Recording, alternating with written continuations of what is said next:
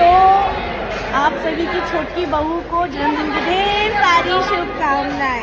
छोटी बहू से बड़ी बहू को थैंक यू बहुत सारा धन्यवाद। और आई थिंक अभी बड़की बहू छोटी बहू 2 भी आने वाली है। बहुत जल्दी सरप्राइज बताइए ना बड़की बहू छोटी बहू 2 आएगी ना? बहुत जल्दी आएगी, इस साल आएगी जरूर। इंटरेस्टिंग स्टोरी के साथ। स्टोरी अच्छा स्टोरी तैयार है?